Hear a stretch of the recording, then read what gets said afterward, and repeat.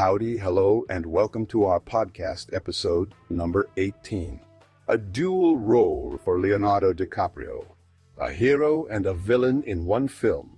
I'm Thomas, and as always, here with me, my old friend Timothy. Today, we are going to discuss a film called The Man in the Iron Mask. There will be spoilers. The Man in the Iron Mask is a 1998 American action drama film about King Louis Xiv's twin brother Philippe, who has been imprisoned in an iron mask since birth. When he learns of his true identity, Philippe conspires with three former musketeers to dethrone and replace his tyrannical brother.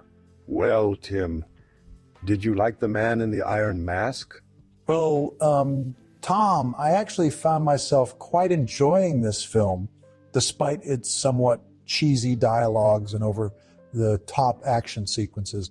It managed to capture my attention and keep me engaged throughout. The story of brothers fighting for power and redemption is always an intriguing one, and the cast did a decent job in bringing these characters to life. I'm afraid I have to disagree with you on that one, Tim. While I can appreciate the historical context and the general premise of the story, I found The Man in the Iron Mask to be quite disappointing. For starters, the acting was subpar at best.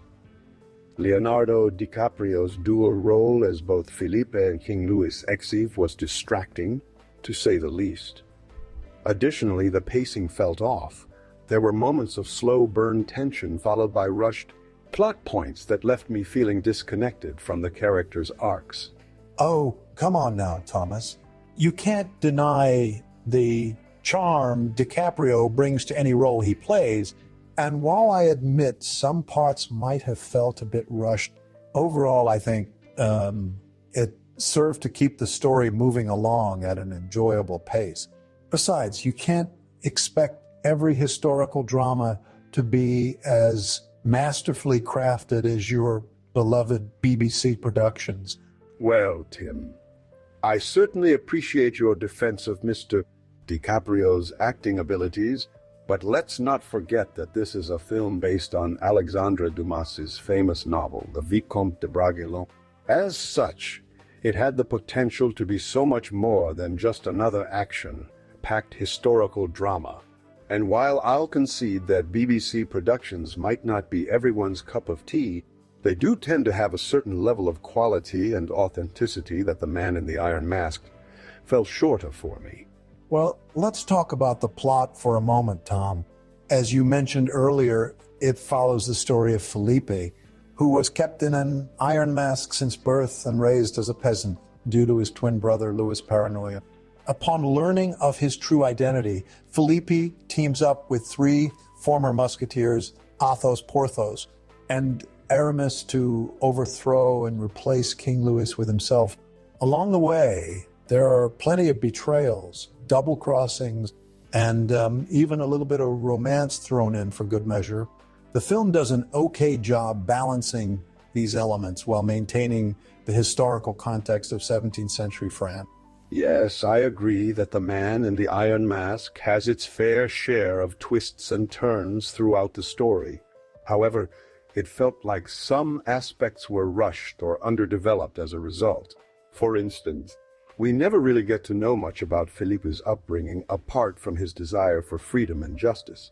Similarly, the relationship between Philippe and Christine Belfort feels more like an afterthought than an integral part of the narrative. Furthermore, I found it hard to believe that someone as cunning and manipulative as Louis could be so easily outwitted by his own brother and former allies. While there may have been some shortcomings in character development and pacing, I still think The Man in the Iron Mask is an enjoyable film overall. It's entertaining to see Leonardo DiCaprio play dual roles as both Philippe and Louis Xiv, even if his performance might not be everyone's cup of tea. Moreover, the action sequences are well choreographed and keep the audience engaged throughout the runtime. And let's not forget about some memorable lines delivered by Jeremy Irons. As Aramis or Gabriel Byrne as D'Artagnan, they add a touch of humor that lightens up what could have been an otherwise overly dramatic film. All right, Tim. I can see where you're coming from with your points about the entertainment, value, and some of the performances in The Man in the Iron Mask. However, as someone who appreciates a well-crafted historical drama that stays true to its source material while also telling an engaging story, this film just didn't quite hit the mark for me. But hey, that's what makes discussions like these so interesting. We get to share our different perspectives on films we've watched. So, what are your thoughts on our next film pick? Oh, I'm glad we could have this conversation, Timothy. As for our next film pick, let's discuss something a bit more light-hearted and musically inclined. How about the 1964 classic musical My Fair Lady, starring Audrey Hepburn and Rex Harrison? It tells the story of Eliza Doolittle, a Cockney flower girl who takes speech lessons from Professor Henry Higgins in order to pass as a lady of high society. Along with some wonderful performances by both leads, this film boasts an incredible soundtrack filled with beloved classics like Wouldn't It Be Loverly, I Could Have Danced All Night, and of course The Rain in Spain. What do you think about giving that one a watch? Well, Thomas, I must admit that My Fair Lady is not usually my cup of tea when it comes to musicals. But since you seem so enthusiastic about it, I'm willing to give it a chance. And who knows, maybe we can discuss the differences between this film and its source material, Pygmalion, by George Bernard Shaw. After all, Shaw wasn't too fond of the musical adaptation himself, claiming that it strayed too far from his original intentions. So let's see how this one pans out. Sounds like a plan to me, Tim. I think it would be interesting to discuss both versions and compare them side by side. And of course, we can always count on some friendly banter and disagreements while watching the film together. Speaking of which, did you happen to catch any other musicals recently that you'd like to share your thoughts on? Or perhaps even a favorite score from any movie or TV show? Well, as it so happens, Tom, I actually recently rewatched one of my all-time favorite musicals, Moulin Rouge. The 2001 film directed by Baz Luhrmann is a dazzling spectacle filled with catchy tunes and breathtaking visuals. It tells the story of Christian, a young writer who falls in love with the beautiful and tragic courtesan, Satine, at the Moulin Rouge nightclub in Turn of the Century Paris. The soundtrack is an eclectic mix of well-known pop songs from various eras, expertly blended with original compositions by composer Craig Armstrong and singer-songwriter Madonna. It's simply magical. Oh, I couldn't agree more, Timothy. Moulin Rouge is indeed a masterpiece in terms of both filmmaking and musical storytelling. The soundtrack alone is worthy of multiple listenings, with memorable songs like Lady Marmalade, Come What May, and of course Your Song. And Baz Luhrmann's unique visual style perfectly complements the music and narrative. It's no wonder that this film has become such a beloved classic in recent years. I'm sure we could have an engaging discussion about Moulin Rouge as well once we finally sit down to watch My Fair Lady together. All right then, Tom, let's shift our focus back to The Man in the Iron Mask and discuss some of the actors and their portrayals of the characters. First off, I must say that Leonardo DiCaprio did a remarkable job playing dual roles as Philippe and King Louis VI. His transformation from the gentle peasant Felipe to the arrogant and power-hungry monarch was quite impressive. It's easy to see why he received praise for his performance, despite some of the film's shortcomings. I have to admit, Timothy, that Leo's dual role was certainly one of the most interesting aspects of The Man in the Iron Mask. However, as you mentioned earlier, it felt like his performance could have been more nuanced and believable at times. For instance, the switch from Philippe to Louis often felt a bit abrupt or forced rather than organic. And while I appreciate that Leo tried to give each character their own distinct voice, they still felt somewhat similar underneath it all. That's a fair point, Tom. It does seem like Leonardo DiCaprio could have delved deeper into the characters of Felipe and Louis Exif. However, he was not the only one struggling with depth in on this film. Jeremy Irons as Aramis also had moments where his performance felt underwhelming or uninspired. Despite being a seasoned actor, his portrayal of the witty musketeer fell flat at times, failing to capture the charm and charisma that the character is known for in Alexandre Dumas's original work. I have to agree with you on that one, Tim. While Jeremy Irons has given some incredible performances in the past, his role as Aramis left much to be desired. He seemed to be phoning it in at times, relying too heavily on his natural charisma rather than bringing anything new or interesting to the table. Gabriel Byrne's portrayal of D'Artagnan wasn't much better. He didn't really add anything substantial to the character beyond being a reliable sidekick for Felipe. Let's not forget about Gerard Depardieu as Porthos and John Malkovich as Athos, who both had their moments but ultimately failed to elevate the man in the Iron Mask above its mediocrity. Their performances felt more like caricatures of musketeers rather than fully fleshed out characters with depth and complexity. Overall, it seems that the cast of The Man in the Iron Mask struggled to bring their A-game to this film. While there were some bright spots here and there, the lackluster performances from most of the actors contributed significantly to its disappointing reception among fans of both historical dramas and action films alike. I have to say, Tom, that while the cast might have had its issues, I can't help but feel like the film's direction was equally responsible for its shortcomings. Randall Wallace, who wrote and directed The Man in the Iron Mask, seemed more focused on delivering flashy action sequences and grandiose set pieces rather than telling a compelling story with depth and emotion.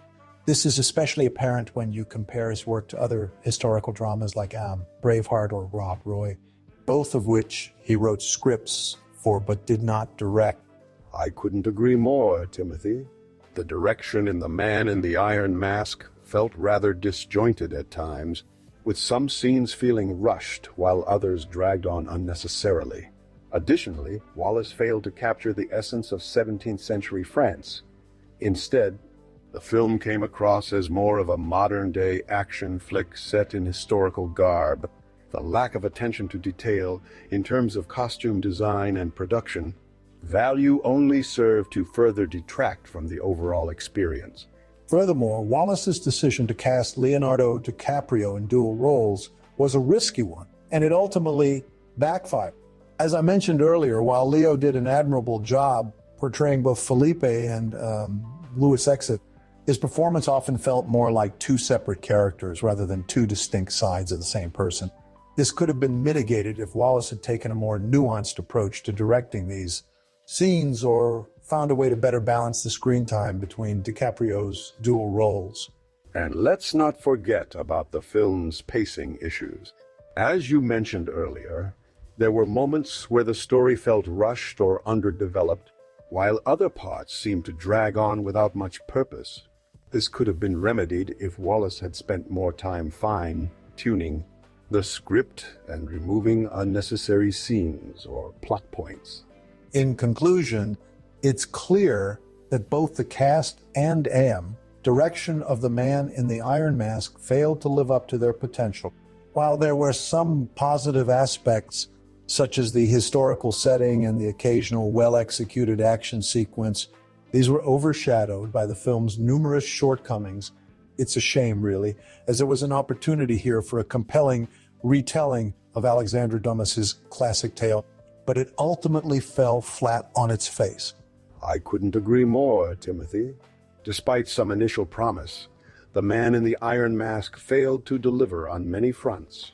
It's a prime example of how important it is for both cast and crew to work cohesively together in order to create an engaging and memorable film experience. As we continue our journey through historical dramas and action films alike, let us remember this as a cautionary tale about the perils of rushed production values and misguided direction. While The Man in the Iron Mask may have fallen short in terms of its execution and reception, it's worth discussing the film's cultural impact and how it compares to other adaptations of Alexandre Dumas's works. As a well-known novelist, Dumas has left an indelible mark on Western literature with his D'Artagnan romances. These novels have been adapted numerous times for stage, screen, and television, with characters like the Three Musketeers becoming iconic figures in popular culture. That's true, Tom. The Man in the Iron Mask is just one of many adaptations of Dumas's works, and it serves as an example of how filmmakers continue to be drawn to his stories even today. While some might argue that this particular adaptation didn't do justice to the source material or live up to expectations, it still managed to capture the essence of Dumas' storytelling in some respects. It's interesting to note how different adaptations of The Man in the Iron Mask have been received over time. For instance, there was a 1923 silent film adaptation directed by Émile Chautard and starring Harry Barr as Philippe Louis Ziv and Raimou as Aramis. This earlier version has its own merits, but is largely forgotten. Today, due to the passage of time and changing tastes in cinema. That's a great point, Tom. It just goes to show how subjective taste can be when it comes to film adaptations. What one person might consider a masterpiece could be viewed as a failure by another. However, I think what really matters is how an adaptation resonates with audiences at the time of its release, and whether or not it manages to capture the essence of the original work in some way. As we continue to explore other adaptations of The Man in the Iron Mask and Alexandre Dumas's works in general, let us remember that each iteration brings something new or unique to the table, while also paying homage to its source material in different ways. It's this constant evolution and reimagining of classic tales that keep these stories alive for generations to come, inspiring both filmmakers and audiences alike.